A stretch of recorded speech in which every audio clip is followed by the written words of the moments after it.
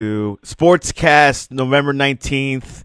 If you haven't yet, please subscribe in all our channels, Periscope, iTunes, Facebook. And if you're in iTunes, Apple Podcast, please leave a rating and review. It will help us out tremendously. Apple Podcast is the number one podcast directory in the country and in the world. So if you leave a rating and review, that'll be amazing because that will push us up. And then hopefully we'll beat some ESPN podcast. And also visit us on the sportscast.net for the latest and greatest when it comes to sports news. A lot going on in college recruiting, but also a lot of things going on with the NFL. This episode is brought to you by InstaBible. Download the app for iOS and share it to the world. NFL is coming to a close. We've got 2 more weekends left. A lot of things are organizing. The seeding is not yet set for the NFC. AFC looks pretty clearer than NFC, but to flesh things out, we got Jeff Fawver. Welcome back to the Sportscast. Thanks a lot, man. I appreciate you having me. Yeah, exciting couple weeks. Let's start with the AFC. Are the Ravens going to win the AFC? Will you say that's pretty clear by now? I think they'll lock up the number 1 seed. The Ravens are playing awesome. They've been the hottest team in football for what feels like 7 or 8 weeks now. To go through the stretch that they did and not lose a game is pretty incredible. They played multiple playoff teams, and they beat the Niners, they beat the Patriots, they beat the Texans. They went through a really tough stretch, and they didn't have a single hiccup. And now these last 2 games are not gimmies, though. Now they're playing the Browns, and I get it. The Browns look like a mess right now. But the Browns did beat them early in the year. Now I know things were a lot different then. The Ravens didn't have Marcus Peters, and they were beat up in the secondary. But division games can always be funny. And then they finish with the game against the Steelers in Baltimore. So I don't think it's necessarily a foregone conclusion, but if you had to bet on it, it definitely looks as though the Ravens will end up with that 1 seed, and they've earned it. I mean, there's no doubt about that. You look at the schedule they've played, they've earned it. Yeah, definitely the Ravens have really, really excited everyone this year. Lamar Jackson is in talks for the MVP. Do you think he'll get it? Absolutely. So if you look at the true definition of the MVP, it's the most valuable player. So it's not necessarily – now his stats are great, but it's not necessarily just about stats, I think sometimes the MVP turns into a stat competition. But, the MVP, most valuable player. If you look at the Ravens, if you took Lamar Jackson away from the Ravens, they're no one. Now any team that loses their quarterback, that's a big deal. But the Ravens specifically, I can't imagine them. I don't think RG3 can take over. No. I mean, RG3 comes in during blowouts and does fine, but he's not going to win you a playoff game. So I think Lamar's earned it. Lamar's had a tremendous year. He's grown a little bit as a passer. I still believe that he's going to have to grow more as a passer to have longevity because he still runs the ball a lot, and we've seen it over again. He's explosive, and you don't want to neuter him. You don't want him to completely stop running, but at some point he's going to have to continue to trend towards more passing and less running. There is talks about Russell Wilson being the MVP. Is he the second in your list? I wouldn't even have a problem with saying that Russell Wilson could win it as well. The thing about Russell Wilson is going into this year, a lot of people thought this was a rebuilding year for the Seahawks. They had a lot of roster turnover from last year to this year. The defense, although it ended up being better than what I think a lot of us thought it would be, isn't a typical Seattle Seahawks defense. But man, Russ just holds it all together. He makes everybody around them better. So I think you can make a case for Lamar or for Russell Wilson. Either guy would be very deserving. I would say I think Lamar does have to win it, though, just because he's been so dominant and he's so important to that team. But, man, Russell Wilson's been awesome. He's been absolutely great.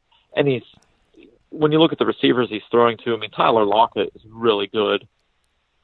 But then when you look at everybody past him, it's a lot of youth. And they lost their tight end for the season, who is a good player. Their offensive line, I think, is better but not great. So he's really made everyone around them better. Back to the AFC, obviously the Patriots are the second team in the AFC right now. They had a huge loss. Well, I'm not saying huge loss, but they lost against the Kansas City Chiefs. Obviously, you as a Chiefs fan were pretty happy. But would this spell trouble for the Patriots if they face the Chiefs in the playoffs? Matchup-wise, if you watch that game when they played each other, now keep in mind, no two games are exactly the same. Right. You know, things could end up different. But what I saw was the Patriots were desperate on offense. When you look at how they scored, they had one touchdown that they scored. Actually, they got a field goal after the blocked punt. Or no, they did score a touchdown. So they needed a blocked punt to get a touchdown. And the first drive of the game, they scored a touchdown, but it was 3rd and 10, and they got a bogus pass interference call, bailed them out. And then it got to 3rd and 10 again, and they got another pass interference. Now, that one was legitimate. The Chiefs' defensive back tackled the guy, so that was legitimate. And then they needed a trick play to score.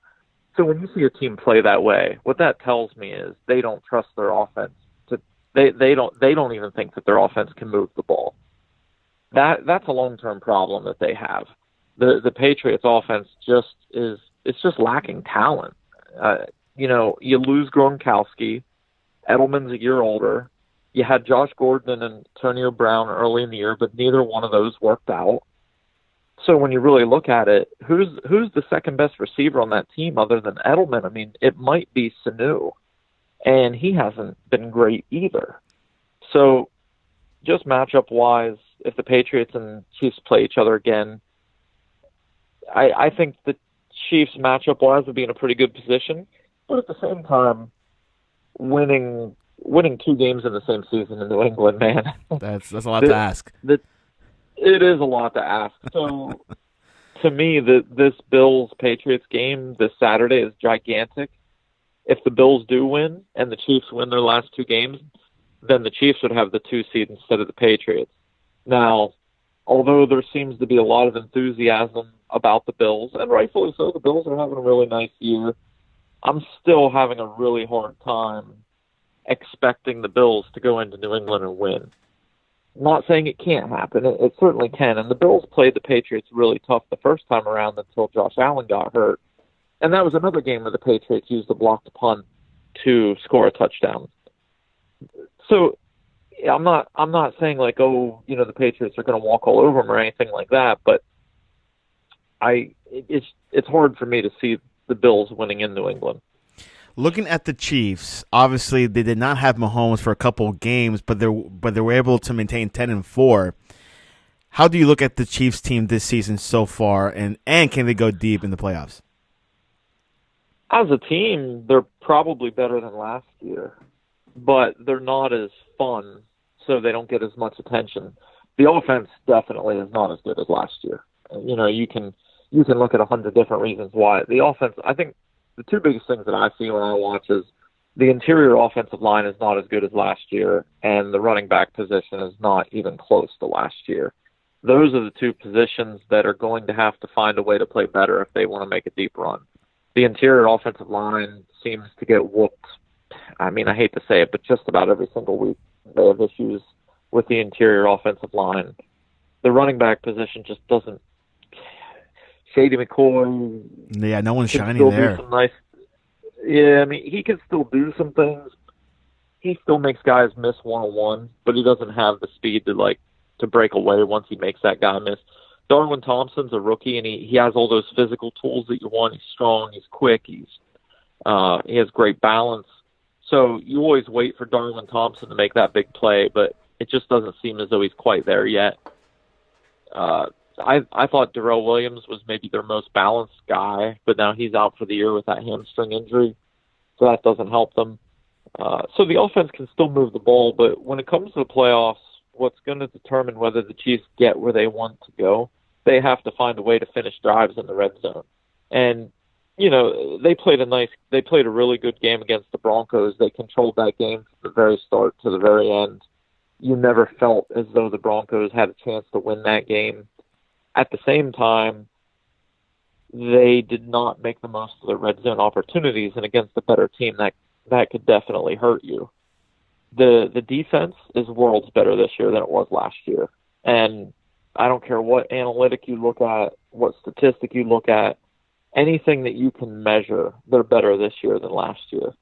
And losing Okafor hurts, picking up Terrell Suggs minimizes that some. And I like Suggs. I think they had to do that. So we'll just have to see how he plays with the Chiefs, though, because Okafor is not a household name that a lot of people pay attention to, but he was playing well when he was healthy. Kelce, has he taken over that Gronkowski role in the NFL? It's funny. He's the best pure receiving tight end in the NFL, but before you know it, George Kittle comes in, and Kittle is great, too. I think Kittle's the better blocker, the more physical player. Travis Kelce's the better route runner, though. Travis Kelce runs routes like a wide receiver. He's phenomenal. If you just want to say best tight end, it has to be either Kelce or Kittle. I can completely understand the argument for either one. But if you want to talk about being dominant just in the passing game, then Kelce's the guy. The thing that made Gronkowski great, he was dominant in the passing game, and he'd knock your block off. He blocked really, really well. That's where Kittle is definitely the better player than Kelce. Not to say Kelce's a bad blocker. He does what he has to do. He blocks in the run game. They don't ask him to stay in and block a lot in the passing game, but he will do it some. I think you'd give the nod to Kelce right now, but man, Kittle is right there. Kittle's a great player. Head to head. So far, if the playoffs were today, they'll be facing the Steelers, a Steelers team with no Roethlisberger. Do you like the Duck over Mason Rudolph right now? I know he turned the ball over a lot in the last game. I think when Tomlin made that move, it was the right move, and it still is. At the end of the day, Mason Rudolph just was not right after he took that hit from Earl Thomas, and it's hard to blame him. When you look back on that, I don't want to sensationalize here, but Mason Rudolph, that's the worst possible type of hit that you can see. I mean, that's the type of concussion that maybe we never see Mason Rudolph get completely right again. They had to play Duck Hodges to give themselves a chance. With that said, there's a good reason that Duck Hodges opened the year as their fourth quarterback. He has his limitations physically. He's not a starting quarterback for a good reason. Now, have the Steelers done an amazing job working around him? Absolutely. The defense has been phenomenal. They limit Hodges' exposure, try to just put him in a position where if he doesn't turn the ball over, they can be competitive. And the reality is they gave the Bills all they could handle, even with him turning the ball over. So I think the Steelers have been great. Tomlin is the runaway coach of the year, in my opinion, whether the Steelers make the playoffs or not. Tomlin is the runaway coach of the year for me. The fact that the Steelers are even in the conversation for the playoffs is incredible. Pretty incredible. I did not see that happening. Once I saw Roethlisberger, out for the season, I thought that was over for the Steelers. But Mike Tomlin, I was all in favor of just having fired. But so far he's shown a whole different picture this year, and I think he's playing for. I mean, he's probably coaching for his contract. He has a lot of young talent on the defense too. A lot of guys that are only going to get better, and their front seven is now what you expect from a Steelers front seven. We always, for any of us that are in our 30s, if you look at the entire stretch of our football fandom, a vast majority of those years, the Pittsburgh Steelers, whether they were good, bad, or indifferent, they always had physical, fast front sevens, and they do right now. And that's with Tuitt being hurt, who is an exceptional player. So even without Tuitt, their front seven is very, very good. AFC South, who do you expect to come into the playoffs, Texans or the Titans? I like the Texans a little bit better, and for me it's really simple. Deshaun Watson's better than Ryan Tannehill. And that's not to take away from this run that Ryan Tannehill has played well. I'm not surprisingly. Almost any Dolphin player leaving the Dolphins do well, apparently. Yeah, and Tannehill's always been a guy that was capable of having stretches of playing well. But when the Titans went on this run, and it goes back to that Chiefs game where the Chiefs just, tripped and fell flat on their face when they should have put that game away multiple times. I think that created an unrealistic view of what the Titans are. They have some nice pieces on defense. Tannehill will do enough to not lose you the game. And when Derrick Henry's playing well, he can take over a game. So I understand why people like the Titans, but I also think that we sensationalize them a little bit. I don't think they were ever quite as good as what they were being made out to be. The Texans, that loss to the Broncos is pretty unforgivable just because it was a complete no-show. When you look at how that game unfolded, and they just flat out did not show up to play that Sunday. And that's going to hurt them because now they're not even really in, unless there's a miracle, they're not in the running to get a bye week. And had they won that game, they could still at least be in the conversation to potentially get a bye week. But the reason I would still take the Texans over the Titans is really, really simple. Deshaun Watson's awesome. He has the edge. And Deshaun Watson, the thing about him that I notice, he's not afraid to make that big play down the field no matter what the moment is. He looks to go deep. He tests the defense. He forces you to cover every inch of the field. And when Fuller is healthy, they're a different offense because Hopkins, Fuller, and Stills are all guys that can really test you vertically. And that's hard. Not many teams have the personnel to match up with that. And then you add in the fact that Carlos Hyde has been resurrected, and Watson can run the ball too. So if you spread your defense out too much and you don't pay attention to him, he's that guy that it's 3rd and 6 and he gets that 8-yard run and just breaks your back because you think you're going to get off the field. You find a way to cover Hopkins and Fuller, and next thing you know, Watson's running for 8 yards and extending the drive. So the Texans are kind of a dangerous team if they would just be more consistent. On the defensive side of the ball, it feels like one week they play really well, and then the next week they don't do anything. So to me, it's more about the defense playing well on a week-to-week basis for them to reach their ceiling. As of right now, would you choose Ryan Tannehill or Marcus Mariota for the Titans franchise quarterback? Oh, Tannehill by a mile. If I were in the Titans' shoes, I don't know that I'd want to sign either one of them to a long-term deal. But Mariota, in my opinion, I wouldn't even re-sign him. I think Mariota is going to be one of those guys that's probably going to go be a backup somewhere, and that'll be his role for the rest of his career. He's going to be a backup quarterback that just, maybe can come in for a game or two at a time if you need him to fill in for an injury. But he had his chance to be a starter. He didn't play well. I don't think he's really improved much since his second year in the NFL. And at this point, if the Titans feel they can't upgrade Tannehill, he's still the clear favorite over Mariota. Yeah, quite surprising Ryan Tannehill's career so far, but we'll see what happens. It feels like it's a good fit in Tennessee with him and Derrick Henry. Moving on to the NFC, we see the Seahawks, Packers, Vikings, Saints, and Niners. Pretty much those 5 teams are pretty much set for the playoffs. That final spot, will it be the Cowboys? Man, I didn't think the Cowboys were going to win another game all year, and then they actually dominated last week, which just completely took me by surprise.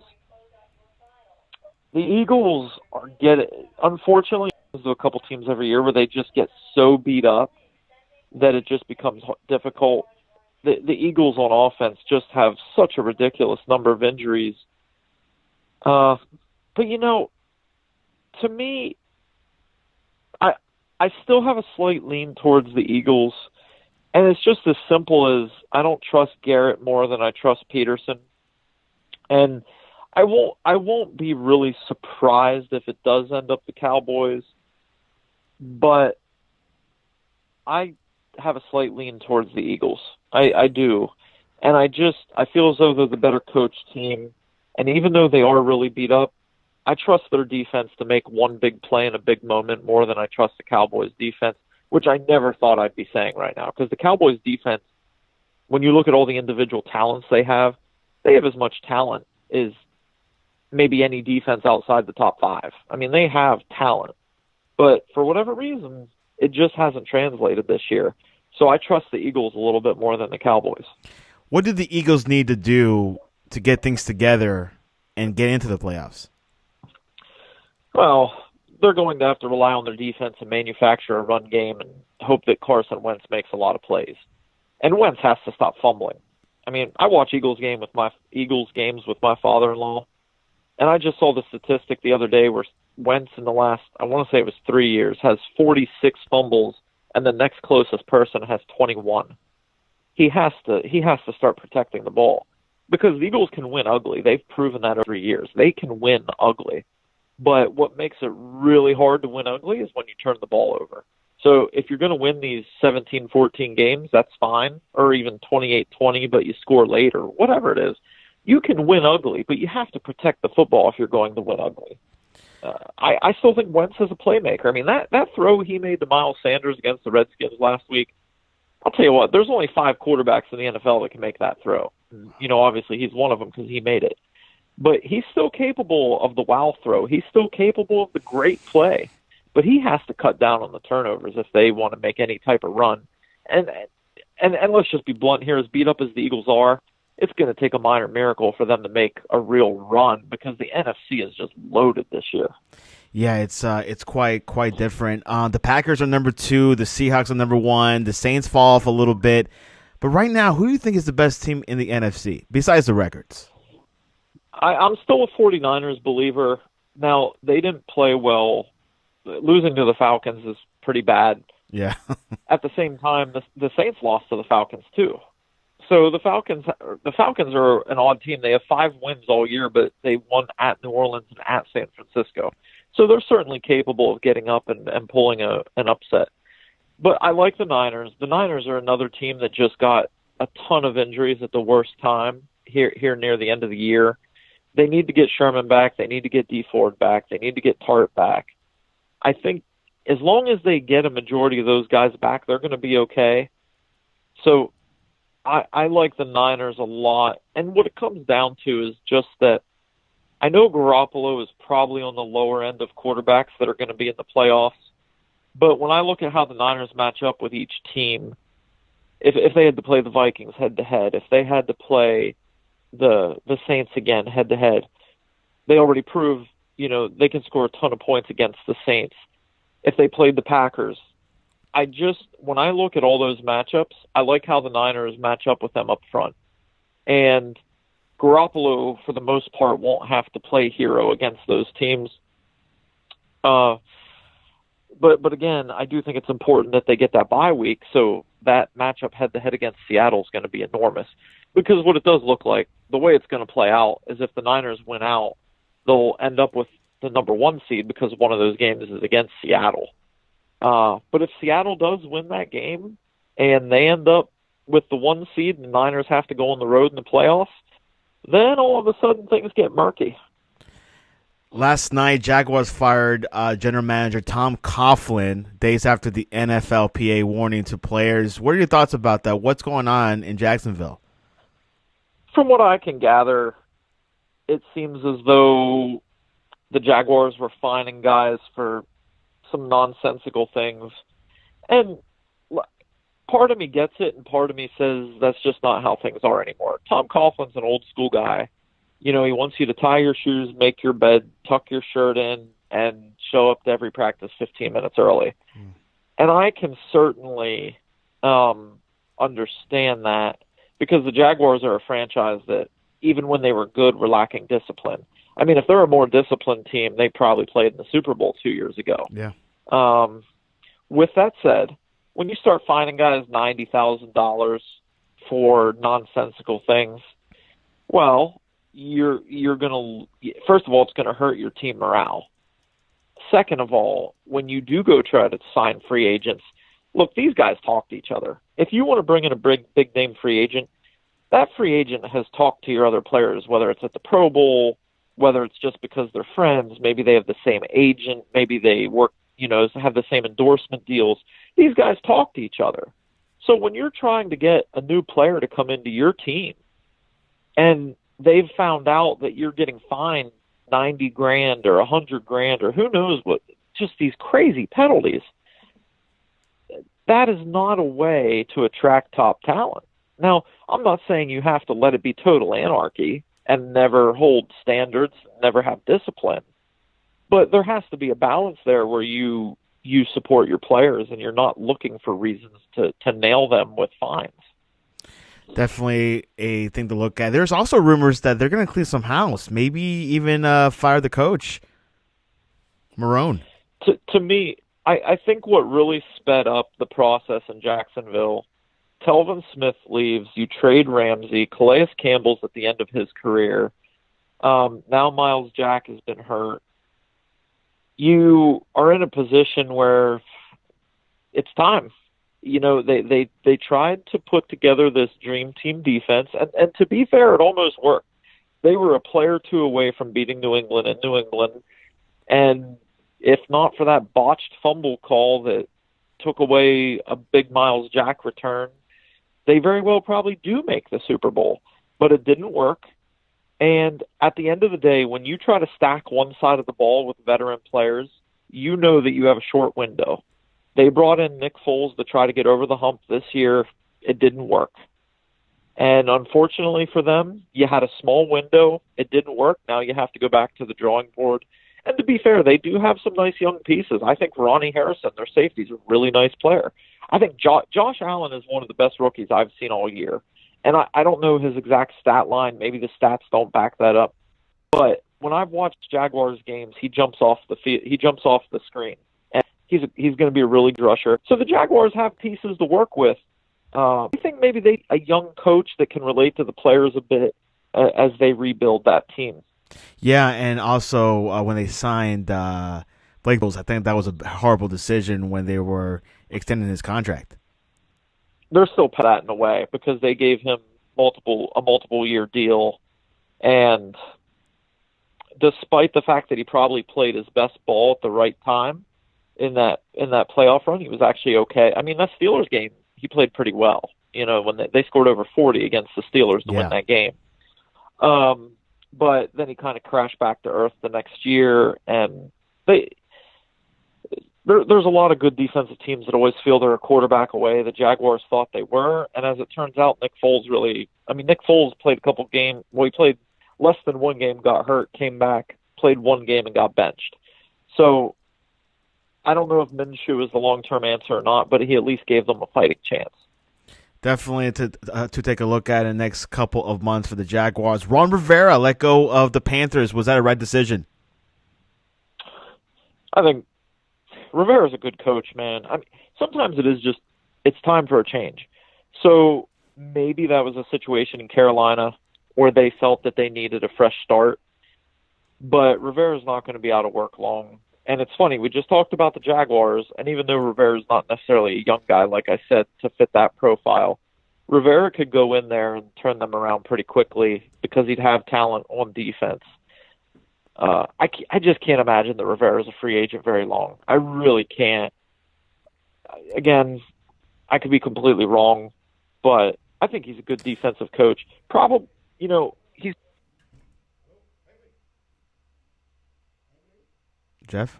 Oh, sorry, guys. Jeff just went out of signal. Let me give him a call back. We're talking about NFL, Carolina Panthers, and the next question will be if Cam Newton will be back with the Panthers. Most likely not, but he'll be a great free agent for Jeff Fawver. Man, did we get cut off? You get cut off. Pennsylvania reception is not the best.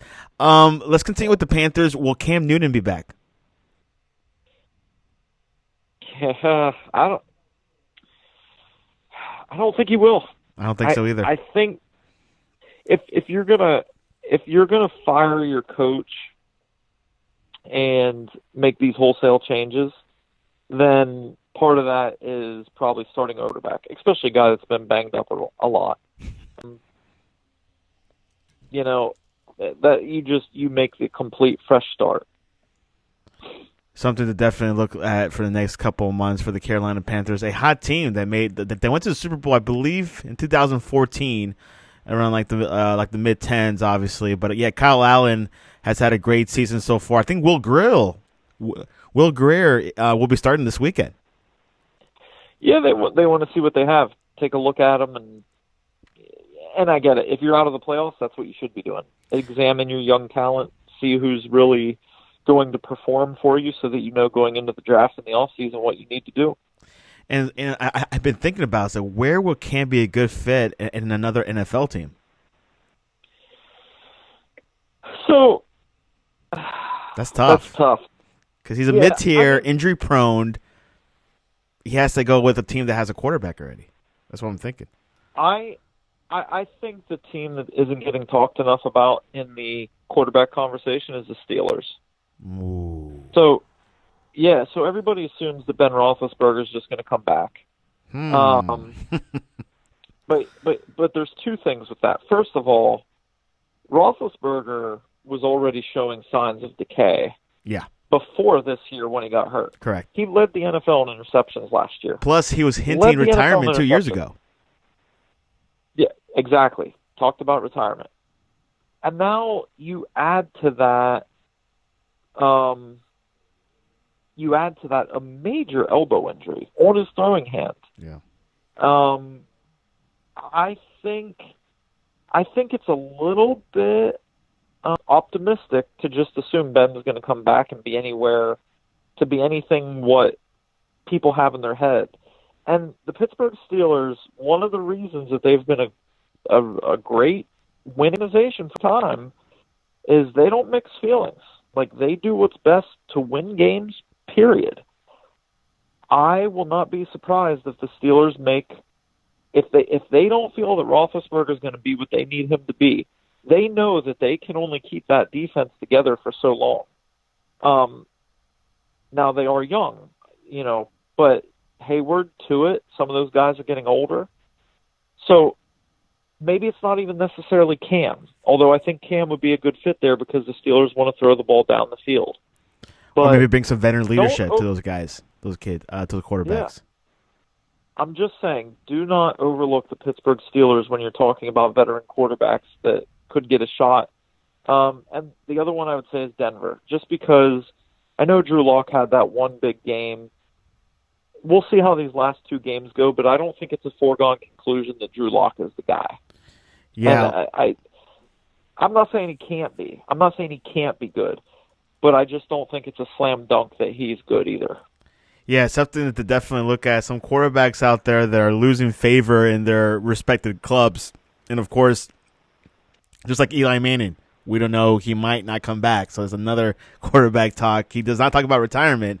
So he might come back as a veteran role somewhere.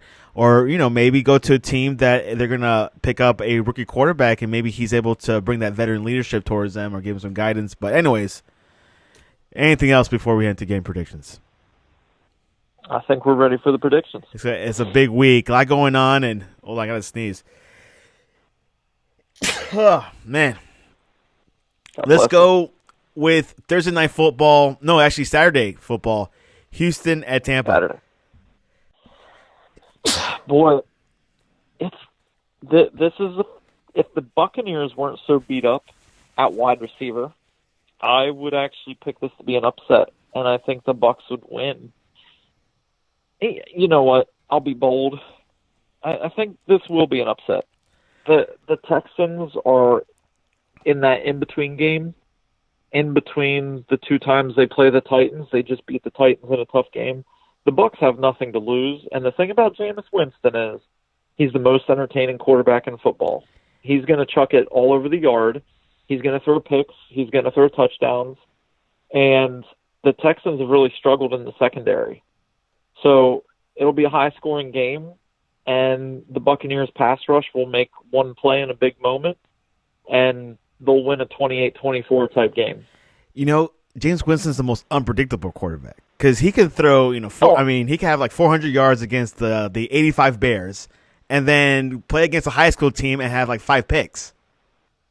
Yeah, it's absolutely true. He turns the ball over a ton, but he also throws yards and touchdowns. He's just he's like a video game quarterback where you throw caution to the wind. Yeah, so this guy, I don't know. Anyways, let's go on. Buffalo and New England. It's a kind of a critical game here.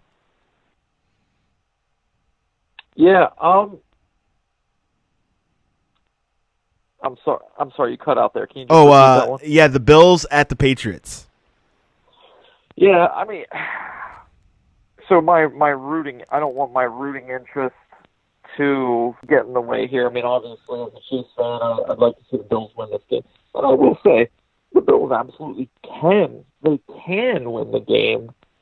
But the Patriots just so many times over and over and over again have proven to bounce back when they really have to and not lose these types of games. So I think the Patriots will win. It'll be ugly. It might even be 13-10 or 17-14. But I just don't trust Josh Allen not to turn the ball over when it really matters. So I think the Patriots will win. You think? Do you think the Patriots cheated and they filmed that sideline on purpose? 100%. Yeah, they it looks definitely too did. obvious. I mean, I don't know why there's any doubt about it at this point. And the question is, did The they do it to fact anyone else in the past? that's just it. I mean, we really don't know if they did or didn't.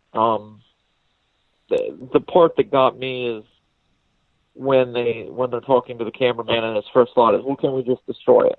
Well, why are you so quick to want to destroy it? Wow. It's kind of like if somebody finds your cell phone and they ask you a question and your first response is to throw your cell phone in the river.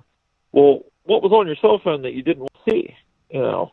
Yeah. So that's kind of fishy. I think I think they absolutely were trying to cheat 100%. Of course, the NFL has to figure out did Belichick knew ahead of time, but typically Patriots have this system. I don't know how they deal it with the whole ball deflate gate. Like Belichick didn't know, but I don't know. It's murky, very murky. It is. It is. Rams at the Niners, also a big game. The Niners will win that game. I can't imagine. I know they're really beat up, but they're not going to lose back-to-back home games. And Goff versus the Niners defense, even though it is beat up, is not.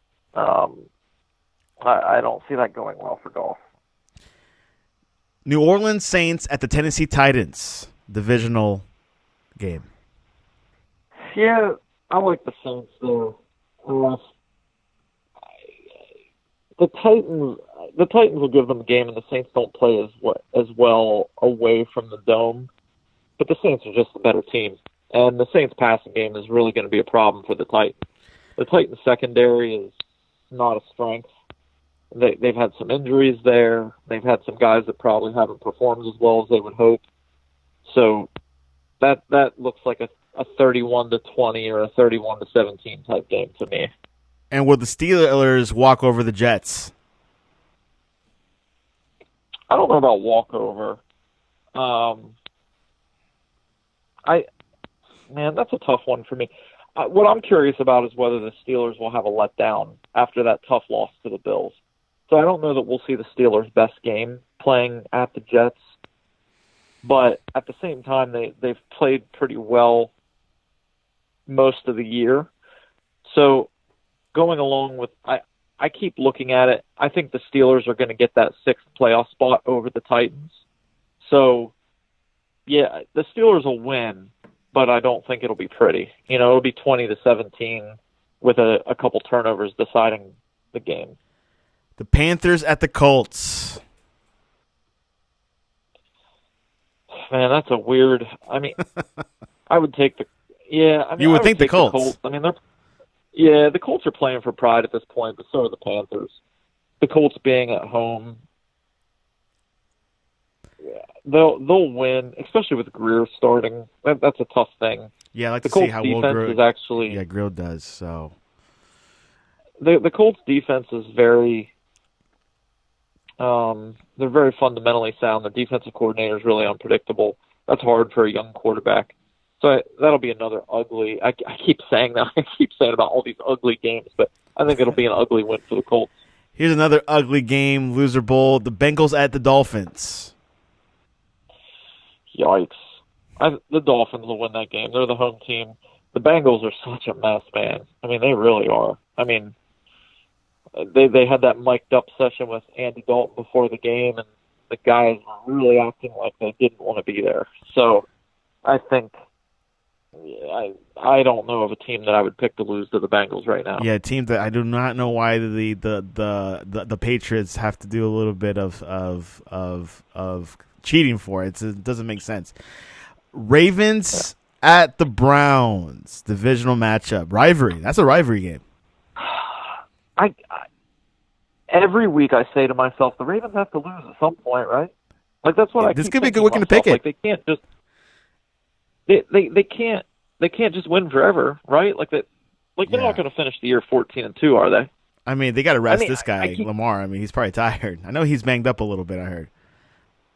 Yeah, and the only reason I would my thing is this. I think the Ravens know if they win this game, they can probably rest their starters week 17 against the Steelers. Yeah, which is a big deal. I believe if they win this game, they clinch the AFC completely. The number one seed. Yeah, right? number one seed. Yeah. I believe that's the case. So with that said, that leads me to believe the Ravens will be very focused because look, if you play the Steelers, that's going to be a physical game, and the last thing you want to do is not take care of business, and then have a game against the Steelers mean something. So I think they'll be focused. The Browns, man, it's hard. The Browns, I mean, they beat the Ravens in the first matchup, but that was before the Ravens got their defense fixed, and the Browns have just been a mess. So, I think they'll take care of business. The Ravens will win by 2 scores, 30-20. Here's another ugly game: the Jaguars at the Falcons. The Falcons, the Jags are kind of going through the motions at this point, and the Falcons, obviously, they're playing hard to beat the Niners in San Fran, so they're at least finishing the year strong. I think that could actually be a little bit of a blowout, like a 34-17 type game. Giants at the Skins. Watching that game last week, I thought the Redskins were still playing hard. They're the home team, kind of getting down the stretch here. The Redskins will win that one, 24-17. Detroit at the Broncos, another ugly game. Man.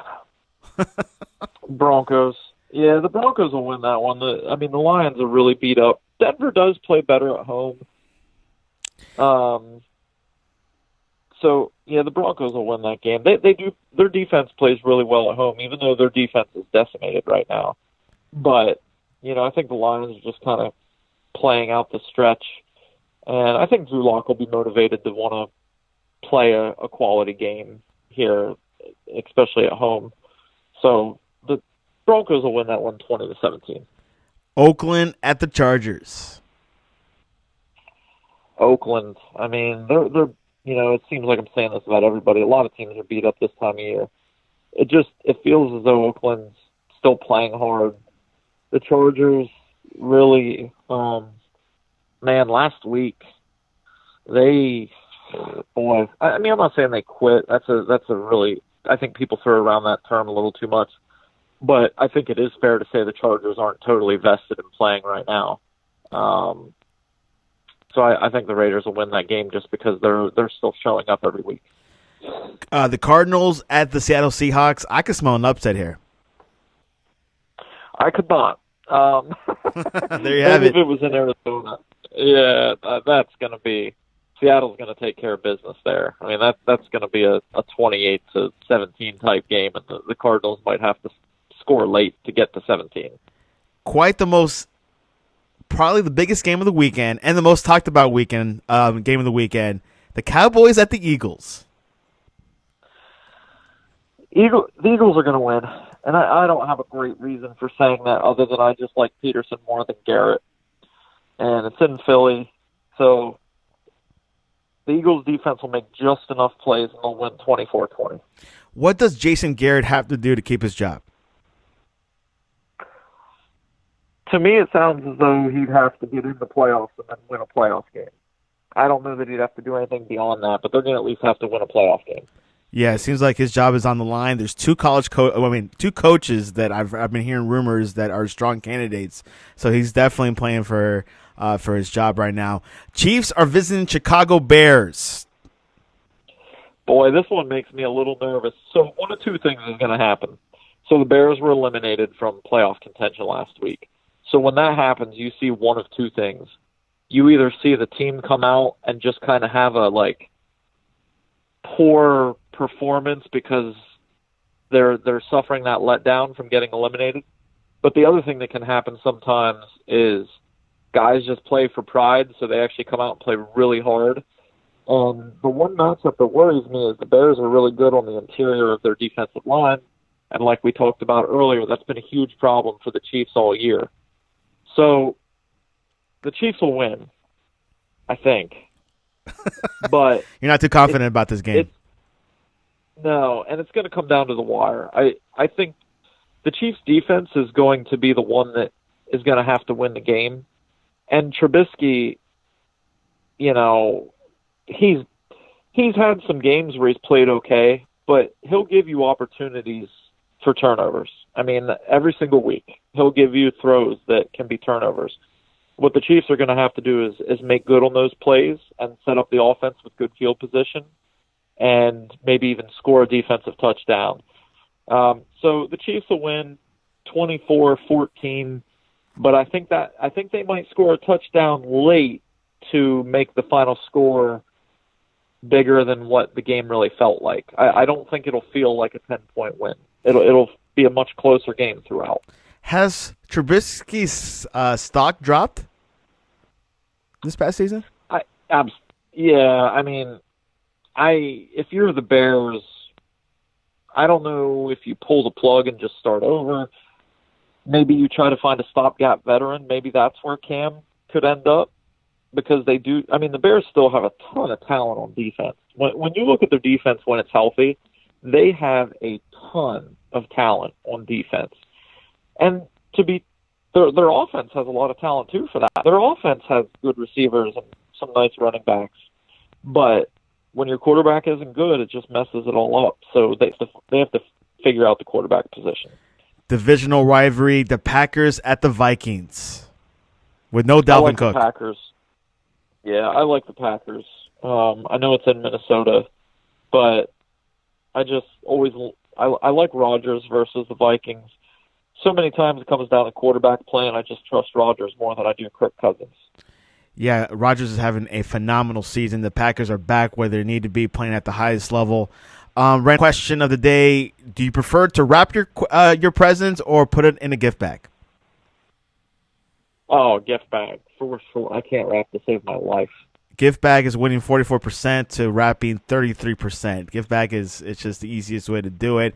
It depends what it is, but I think most things could be in the bag. But if it's like a big trampoline, you can't put it in a bag. You have to wrap it. Good luck wrapping a trampoline too, though. I mean, that's a lot of wrapping. And question from the audience: who was a better running back, Clinton Portis or Blake Lindsey? Oh my gosh! Well, that's a random question. Very. I would say Clinton Portis. Clinton Portis was actually really good in his prime. One of those guys that gets forgotten about too quickly. So I'd say Portis. Speaking about that, I think Broncos and historically has had some good running backs. The Broncos there for a while, it seemed like everyone they drafted had a 1,000-yard season.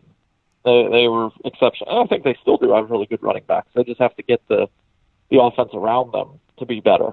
Yeah, I mean, Blake Lindsey's still young. This is like his second season as a starter, so we'll see how his career will iron out. So we'll definitely take a look at what's going on with the Broncos. They're going through a lot of changes right now post Peyton Manning era, so they're definitely going to see where this whole quarterback issue, where Joe Flacco is. I think they're probably going to drop him. But anyways, that's just another show to do. Jeff, where is the best way to reach you to talk to you about Tyreek Hill? The best way to follow along is at JT Fawver on Twitter. How is the health with Tyreek Hill and Mahomes? Is it good enough? I think this is, Yeah, I think this is as healthy as the Chiefs have been on offense all season, and it's about time. It's a good sign. Yeah, it's. I mean, they've been beat up all year. I think this is the best that Mahomes has looked. I think he's healthy, and Hill seems to finally be. You know, he had hamstring, shoulder, had a couple different issues, but he seems to be running full speed again himself. Definitely take a look at the AFC, NFC look pretty tight. So obviously things could change in the next 2 weeks. A lot could change drastically. You could be in the playoffs sitting pretty, but then you could be out of the playoffs in a split second. Anyways, you can visit us on thesportscast.net. Follow us. Any NFL news, any NFL playoffs. Early signing was yesterday. We'll have Tyler on hopefully today or tomorrow to summarize what happened this past weekend, the future of football players in this country. Anyways, Jeff, always a pleasure, and I hope to see you next week. Thanks a lot, Santiago. Appreciate you having me.